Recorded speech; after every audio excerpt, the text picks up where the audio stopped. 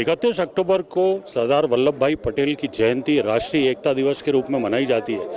आज खजराना के समस्त ग्रामवासियों ने एक भव्य आयोजन किया जिसमें मुख्य रूप से खजराना एडीसीपी राजेश व्यास, खजराना थाना प्रभारी दिनेश वर्मा, खजराना गणेश मंदिर के मुख्य पुजारी श्याम सुंदर पालोद जी, प्रोफेसर संस्कार कॉलेज, और सदर साहब हाजी गम्मू पटेल जी मुख्य रूप से मौजूद रहे।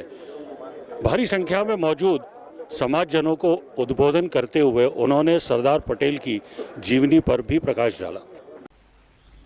लौह पुरुष की ऐसी छवि न देखी न सोची कभी, आवाज में सिंह सी दहाड़ थी, हृदय में कोमलता की पुकार थी, एकता का स्वरूप जो इसने रचा, देश का मानचित्र पल भर में बदला।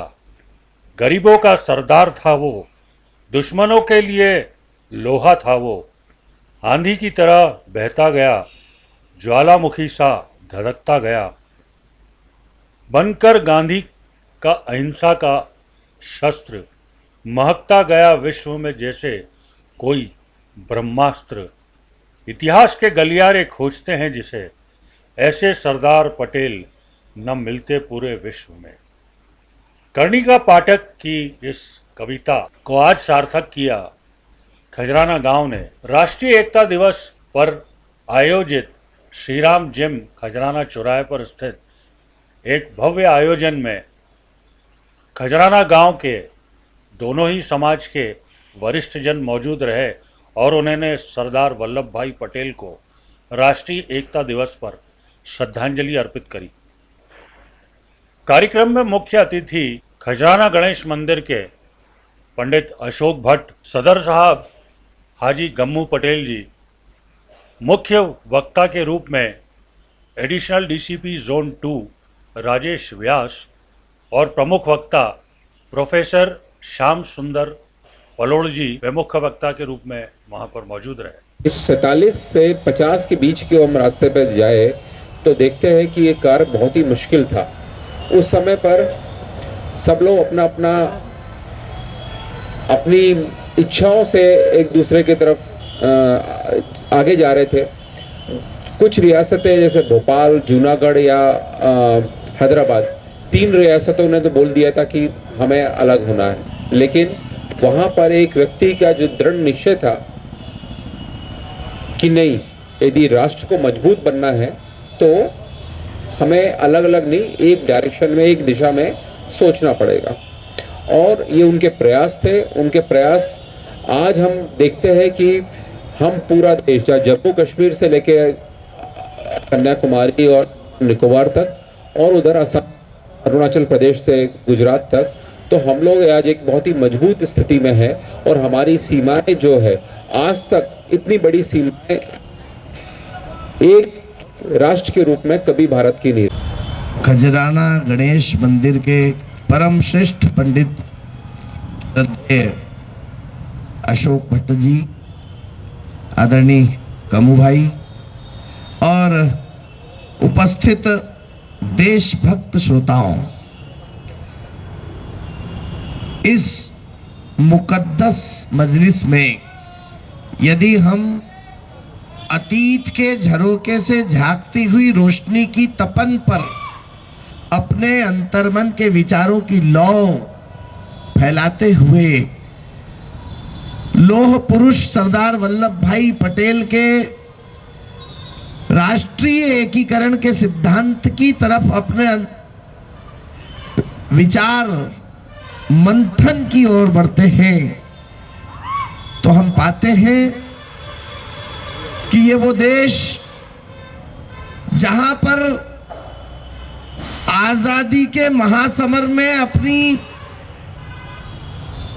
खेड़ी आंदोलन से शुरुआत करके और बारडोली आंदोलन तक की यात्रा में पहुंचते पहुंचते जिन्होंने सरदार की उपाधि प्राप्त की और आजादी के उपरांत जिन्हें लौह पुरुष के नाम से जाना गया, ऐसे सरदार वल्लभ भाई पटेल इस देश के ऐसे समग्र क्रांति के दूत थे जिन्होंने संपूर्ण राष्ट्र को एकीकरण का वो तोहफा दिया जो निसंदेह हमें और कहीं से प्राप्त नहीं हो पाया। जैसा कि आदरणीय व्यास जी ने बताया कि 562 रियासतों का एकीकरण करने के उपरांत जब शेष बची 3 रियासतों की तरफ उनकी नामर्जी को देखकर जूनागढ़, हैदराबाद और कश्मीर की रियासतें थी, जहां नवंबर 1947 तक पहुंचते पहुंचते तो जूनागढ़ के नवाब पाकिस्तान भाग गए और वो रियासत का संविलियन भारत में हो गया। हैदराबाद पर 1948 तक पहुंचते पहुंचते इतना दबाव बना कि अंततोगत्वा वहां के नवाब ने भी भारत में हैदराबाद का संविलियन किया। पंडित नेहरू के पास कश्मीर की जिम्मेदारी थी, इसलिए उन्होंने उस मसले को अंतर्राष्ट्रीय स्तर पर ले गए। लेकिन हम सरदार पटेल को असली श्रद्धांजलि 2019 में दे पाए, जब हमारे देश के गृह मंत्री अमित शाह और प्रधानमंत्री नरेंद्र दामोदर दास मोदी ने कश्मीर को भी हमारे भारत का अभिन्न अंग बनाते हुए धारा 370 हटाकर इस देश को वो सम्मान, जिस अखंड भारत की संकल्पना सरदार वल्लभ भाई पटेल ने की थी, और उस संकल्पना को साकार करते करते उन्होंने 562 रियासतों को मिला लिया। ये कोई छोटा काम नहीं था। विश्व के इतिहास में इतना बड़ा काम और किसी भी राजनीतिज्ञ ने नहीं पूर्ण किया। ये हमारा सौभाग्य है कि हमारे देश के सरदार पटेल ने, लौह पुरुष ने ये काम पूरा किया। नेपाल के रूप में जानते हैं, वो भी हमारा अपना था। पाकिस्तान और बांग्लादेश तो हमारे अपने थे ही। ईरान और इराक तक भी हमारा भारत का हिस्सा था। जो इतना विराट देश जो अतीत में इतने इतने क्षेत्रों में फैला हुआ था, वो आपके हमारे सपनों का भारत निसंदेह कहीं न कहीं खंडित हुआ है, खंड खंड हुआ है। तो उसे अखंड करने की जिम्मेदारी आपकी, हमारी सबकी संयुक्त जिम्मेदारी है, क्योंकि हम अपने स्वाभिमान को तिल तिल करके होम नहीं होना देना चाहते। मित्रों, हमारे जमीन का 1 इंच भर टुकड़ा भी यदि कोई हमसे ले ले तो हम उसकी शामत ला देते हैं। ये बात और है कि अब आजकल तो लोगों की स्थितियां बदल गई है। चेहरे पर मुस्कान दिलों में खाई कर देते हैं, करने को हिसाब पाई पाई नहीं देते हैं। आज करेंगे पिताजी वसीयत दौलत की, इसलिए इकट्ठे हम चारों भाई नहीं रहते हैं। ये कहीं ना कहीं हमारे मन में जो वितृष्णा है, ये हमारे नैतिक और आचरणों में जो कमी आई है, उस वजह से हम जरूर कहीं ना कहीं विचलित हुए। लेकिन ऐसा नहीं है, हमारा स्वाभिमान आज भी जागृत है और उसी के वो हिस्से हैं जो इस देश में, इस मुल्क में पैदा होकर इस मुल्क की सम्मान और गौरव की रक्षा के लिए आगे आए हैं। एक बात आपको बता देना चाहता हूं, कहीं ना कहीं आचरणों की मर्यादा और नैतिकता शिथिल तो हुई है, लेकिन हौसला पस्त नहीं हुआ है। आचरणों की मर्यादा क्यों शिथिल हुई, वो उसका भी एक मेरे पास उदाहरण है। एक बार एक गांव का कुत्ता मुंबई आया, तो मुंबई के रेलवे स्टेशन पर उसको रिसीव करने के लिए उसकी जाति के बहुत सारे कुत्ते आए। तो गांव के कुत्ते ने मुंबई के कुत्तों को देखकर पूछ ली, दाएं बाएं बाएं दाएं दाएं बाएं।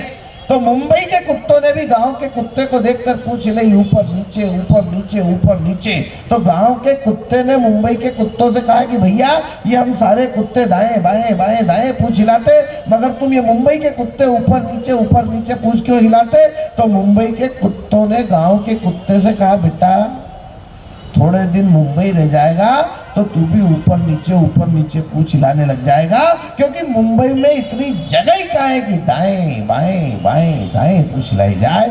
मित्रों, जिस तरह से मुंबई से जगह सिमटती चली जा रही है, उसी तरह से हमारे मन में जो नैतिकता है, आचरणों की मर्यादा है, राष्ट्र भक्ति का जज्बा है, वो कहीं न कहीं सिमटता चला जा रहा है। उस भगत सिंह 21 साल की उम्र में पूरा कर देते हैं। इस देश में पंजाब में एक राजा हुए हैं, महाराजा रणजीत सिंह। जब सोमनाथ का मंदिर तोड़कर लूटकर सोना ऊंटों पर हाथियों पर ले जाया गया मोहम्मद गजनवी द्वारा, उन्होंने संकल्प लिया कि मैं इस सोने को वापस लाऊंगा। 200 साल बाद महाराजा रणजीत सिंह जाते हैं और 80 मन सोना वापस लेकर आते हैं, और आज भी वो 40 मन सोना अमृतसर के स्वर्ण मंदिर में सुशोभित है। इसको कहते हैं संकल्प की प्रतिपूर्ति। कहते अगर वक्त आता है तो पुत्र को छाती से नहीं बल्कि पीठ पर बांधकर, दोनों हाथों में तलवार थामकर, घोड़े की लगाम को दांतों में दबाकर 14 से अंग्रेजों के नरमुंडों को काट देने में तनिक संकोच नहीं करती। जब वो संकल्पवान हो जाती है तो झांसी की रानी बन जाती है। 1800 साल की गुलामी, एक यहूदी दूसरे यहूदी से जब भी मिलता एक ही बात, अगली बार यरूशलेम में मिलेंगे। हम लोग सुबह उठते हैं, हाथ मिलाते हैं, जय श्री राम बोलते हैं, सलाम वालेकुम बोलते हैं, लेकिन यहूदी दूसरे यहूदी से मिलता तो उसका संवाद अगली बार यरूशलेम में मिलेंगे। शादी ब्याह जश्न पार्टी जाम से जाम टकराते, फोड़ देते, पीते नहीं, एक ही बात, अगली बार यरूशलेम में जश्न मनाएंगे।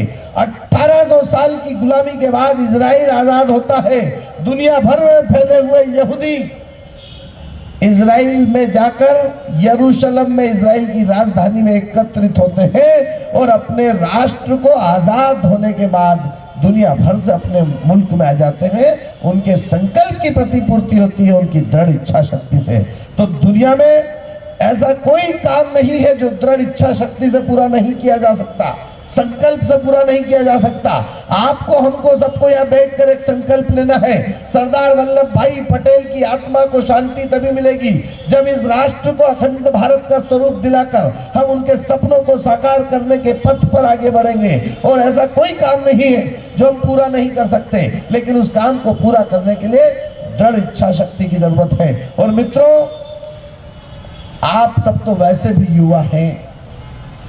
एक बात आपको स्पष्ट बता दूं, युवा की कोई उम्र नहीं होती, आदमी सोच से युवा होता है। भट्ट साहब, आज राष्ट्रीय एकता दिवस है और मेरे हिसाब से खजराना ही एकमात्र ऐसा गांव है जो एकता के लिए भी जाना जाता है और उसने आज एकता की मिसाल भी कायम की है। क्या संदेश देना चाहें? आज बड़े हर्ष का विषय है कि हमारे देश के श्री वल्लभ भाई जी पटेल का जन्म दिवस है और इस उपलक्ष्य में आज खजराना के सभी पटेलों द्वारा यहाँ पर एक सांस्कृतिक आयोजन किया गया है। और ये आयोजन है कि आओ चलें हम अपनी संस्कृति की ओर, हम अपनी संस्कृति में वापस से अच्छे से घुल मिल जाएं और अच्छे से रहें, इसलिए यह आयोजन किया गया है। जिस प्रकार देश के प्रधानमंत्री माननीय श्री नरेंद्र मोदी जी ने अभी कुछ समय पहले ही जो हम किसानों के लिए जो खेतों में खाद हम डालते हैं उसका नाम उन्होंने भारत नाम दिया है। सिर्फ इस देश में अब एक ही नाम से खाद बिकेगा, भारत नाम से खाद बिकेगा।